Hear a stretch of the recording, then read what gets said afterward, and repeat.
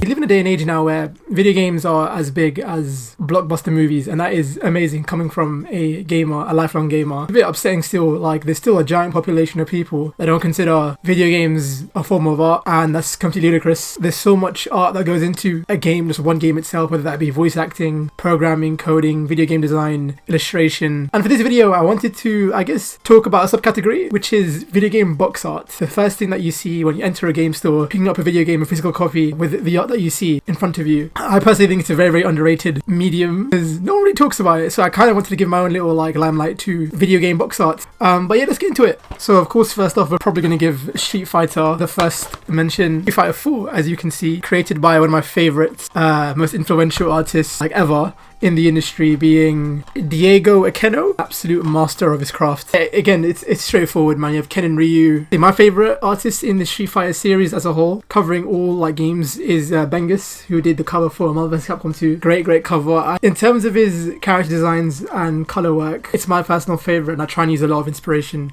from his work into mine. Again, more Diego Akeno's work in SNK vs. Capcom vs. SNK 2. His art is great. The way he draws people, like his anatomy is hands down 10/10. I'm just amazed. Like it's baffling. Like how can you be that good? Moving on to more comic book art, we got Hulk Ultimate Destruction, a very underrated game. Classic comic book style cover. Great color work from the Hulk. Again, great anatomy. I would say his face is a tad bit off with his eyes. Very small eyes. Hulk is cool. And my favorite Spider-Man video game ever, probably on par with the current Insomniac Spider-Man titles. Ultimate Spider-Man, extremely underrated. And a classic art cover by Mark Bagley. If you haven't read Ultimate Spider-Man, I definitely recommend it. The Ultimate Spider-Man comics are pretty much the foundation for most of the movies made by the current Spider-Man films, the live action films, Sam Raimi, Tom Holland. You guys know. A very underrated game, Red Alert 3. I love this cover because one, when you open it up, you can flip it. It's got the Russian art on the opposite end. So I'll probably show an extra picture up front. But that's really cool. You have Tanya, who's like the main chick in the game. She's super like cool, sexy, badass. Definitely one of my favorites. This is Command & Conquer as well. I really wish they bring it back to consoles. I like RTSs in general, but it's more of a PC platform, unfortunately. Game that is severely underrated. I had like such an amazing marketing campaign was Sunset Overdrive. Very colourful, comic booky. A pitch for Sunset Overdrive for like new players is imagine Infamous, which is very colourful, with the guns of Ratchet and Clank. Love the font. I love the composition. You have like characters all around it, and of course the giant gun with the main character in the middle. I might replay this again. You got the sound effects, onomatopoeias. Great. I need to figure out who did the art for this actually. I'm a massive fan of anime. There's a lot of times where licensed games are made, they just slap on like the typical like poster of the game. Movie games used to do that a lot, where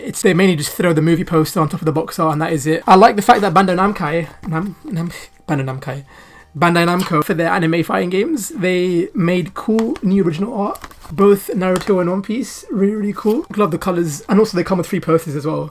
So that's a bonus. It might be my favourite box art this generation, and it is Sonic Mania. First of all, it's anniversary for the Sonic game, of course. I think this is the 25th anniversary. They made it into like a Mega Drive case. Again, it's like another one where you can flip it over. You have the Switch cover in the back. You can flip it over if you want on the main sleeve, but I'm going to keep it as Mega Drive because gotta love the classic blue. Look at that. I love the artwork for Sonic, Knuckles, and the background art's amazing. Oh my god, the colours. How could I not mention Grand Theft Auto GTA? These are the two ones I have currently. I don't know where San Andreas went. It's a iconic composed cover. It's continued throughout the years and it's still iconic. The wide variety of shots from cars, guns, women. It really gives you the vibe of Grand Theft Auto. You're going to be a criminal thief. You know you're going to be a thief when you play the game. Now, there is in the Nintendo community, especially Zelda community, what do you guys prefer? Because this is Legend of Zelda Wind Waker, the cover art for the GameCube version and the Wii U version. And there's two different variations of Zelda covers, whether it be the colourful ones, where there's more art on the box, or the gold editions. I guess the appeal of having a Zelda game on your, collection or shelf is that, like, you know it's a Zelda game, whether that be the gold case or gold cartridge.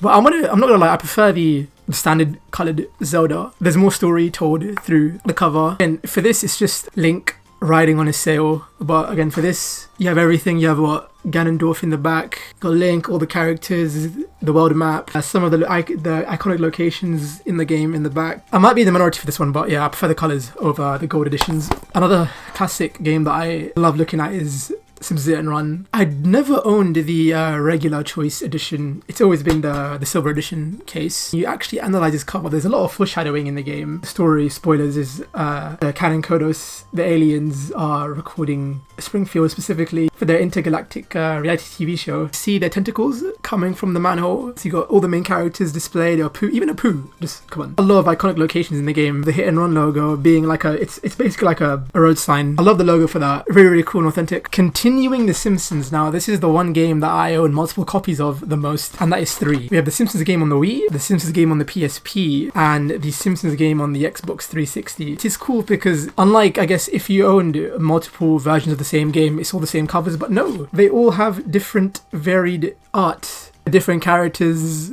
How cool is that? I do like it when game developers put just a little bit more care and love into their box art, so I gotta give some limelight to Simpsons game, and I think it's very, very underrated. I might need to replay this again, actually. Adventure 2 Battle, probably my favourite logo in the entire series. Gotta love the black-blue contrast between Sonic and Shadow. Great illustration work as well from the artist. I do not know the name, but it's the iconic. I think when people think of 2000s Sonic, it's clear this art style, so yeah.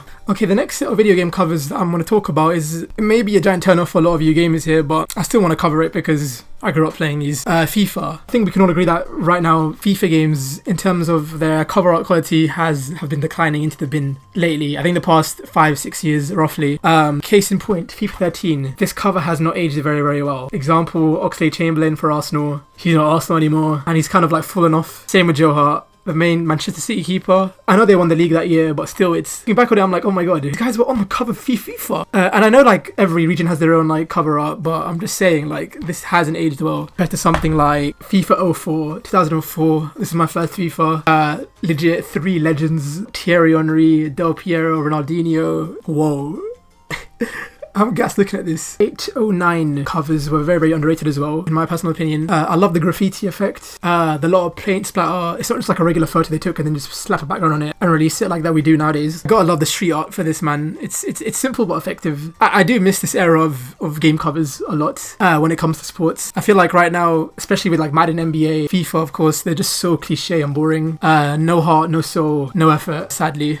Even PES had solid covers as well. Even modern video game FIFA covers, they don't even have players like run. They're just them standing taking a photo shoot as if it was like for a magazine or something. This is a video game. You have Messi running with the ball and a slide tackle coming in from the side. Great solid cover. It does the job. You have Messi on the front. 10-10. Perfect. Last but not least of the sport covers we are talking today is FIFA Street, and I love the cover art. I do like this one. It has that more realistic side to it. We gotta love the more like eccentric FIFA Street 2007, I think. Again, more colourful. It looks like Ronaldo's got like superpowers, which they kind of do in the game. It's like combo meters, street art, the silhouettes behind him, and Ronaldo like showing off his techers and skills. They need to bring art like this back on games. FIFA Street 2, man. Classic, man.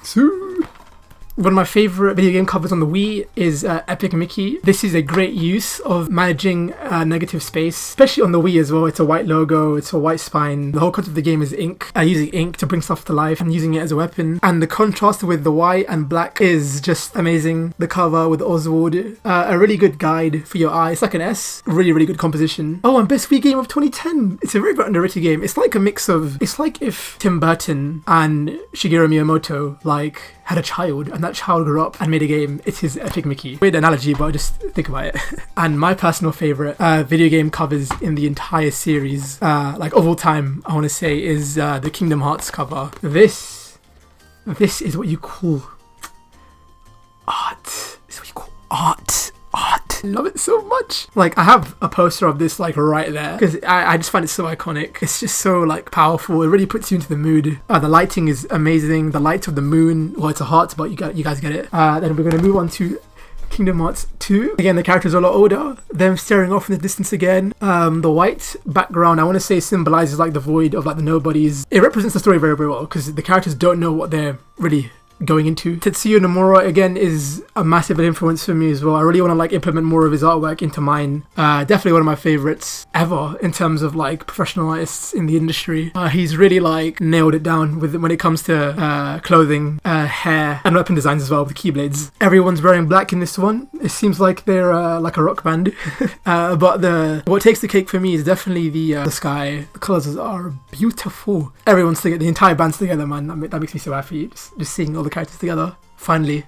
More PlayStation 4 titles. Uncharted, the Nathan Drake collection. It might look very generic at first, but first of all, it's a collection.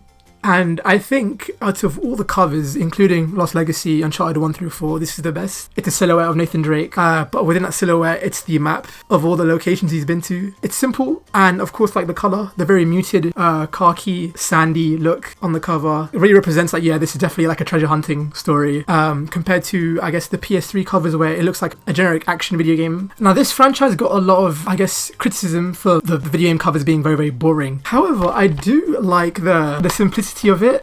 Is it as eccentric and as like bold as Ultimate Spider-Man? I don't think so, but simple. I don't know, I just like it. I think when it comes to the PS4 or like PS4 games in general, you don't usually get video game covers or cases with red backdrops. I know of any games right now. Like, again, you could say, yeah, it's a bit lazy. They just like got a model, slap it on a background, Photoshop, done, add the logo, you're done, that's it. But even with Miles Morales, I still like it. It's simple. This is definitely one of those examples where less is more. I've always said, like, since this one is red and that one is black, if there's ever a Spider-Gwen game and the cover of the box art is white, that would be amazing, having like all three cases lined up.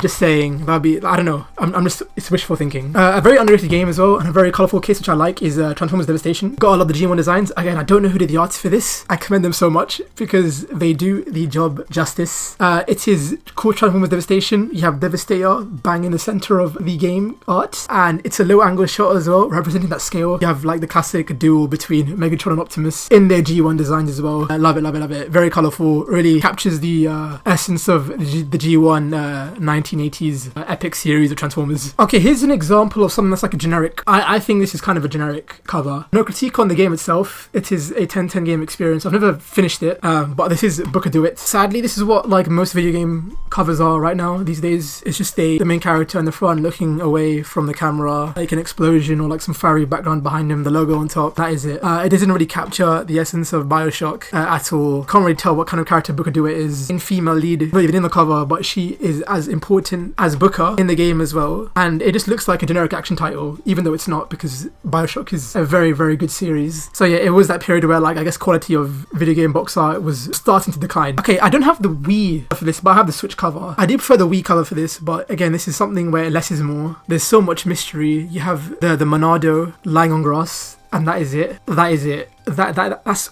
And look how cool the sword design is. I'm just saying, like, bro, that is... I'm hooked. I am hooked. It's definitely one of my favourite video game covers of all time. Fantasy, mystery, adventure. What other combo could you ask for? Okay, this is a video game that I just finished replaying with Batman Arkham Asylum. The Arkham Asylum cover is it's okay. It's not the best, I would say. However, let's talk about its sequels. Again, for some reason, I can't find the 360 version, but... this is the Wii U version of Arkham City and Arkham Origins. And I must say, I want to hug the person who gave Batman like this white shadow aesthetic. The characters are in white. Very, very, very interesting. Contrast is crazy because Batman's usually like in black most of the time, but it works so well. I think it's genius. I kind of wish they continued on with the art style for Arkham Knight, but for some reason they went all the way back to this generic last title and cover with Arkham Knight, which was heartbreaking because I think Arkham City, in terms of its promotional material and artwork, is the best. Okay, so when it comes to retro games, when I mean retro, I mean like Super Nintendo, Atari, and so on. One of my favorites is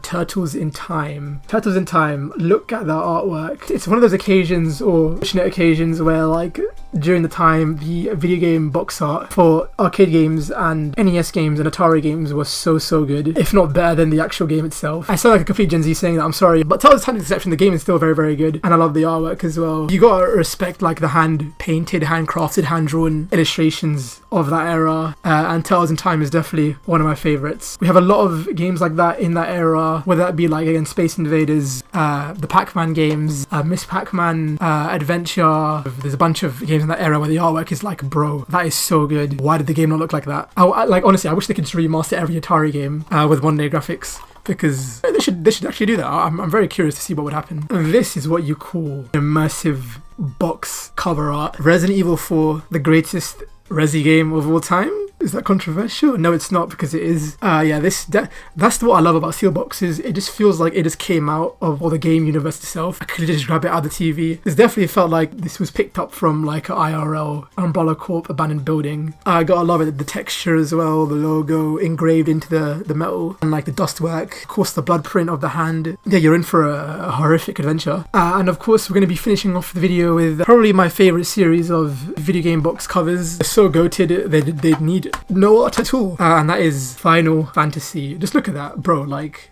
they're all the same. Like, what, Final Fantasy 6, Final Fantasy 8, Final Fantasy 10. I love just this simple cover design. But when you actually pay a lot of attention to it, you have the logo, but the artwork represents so much of the actual story of the game. You have to play the game to actually understand like the significance of like the logos and art of Final Fantasy. Final Fantasy 10, you can see her dancing and the waves in the ocean. Even the Final Fantasy 7 remake, I know like in the US version, again, if you flip it over, it's like the classic remade US version, but again, if you flip the case over, it's the standard black backdrop of this generation or last generation, and I can't wait for part 2. You got Noctis right here, his crew, his band of friends against the big boss. It kind of gives you the vibe of FF7. You got a car, so you know it's going to be an adventure. You have your main crew, giant weapons, and fantastical beasts you have to slay. Great game. That, ladies and gents, was my favourite video game box covers of my collection. I hope you guys enjoyed it. What are your thoughts on box art in general? Like, do you have like any favourites? It's the age that we live in now, like where a lot of people purchase digital games now, and I'm kind of like that as well. So the I guess the art form is kind of dying, sadly. But I wanted to share my tribute and give some heart and love to the artists of video game covers. To like, comment, subscribe if you enjoyed it, and I shall see you guys next time. Peace. Shoo.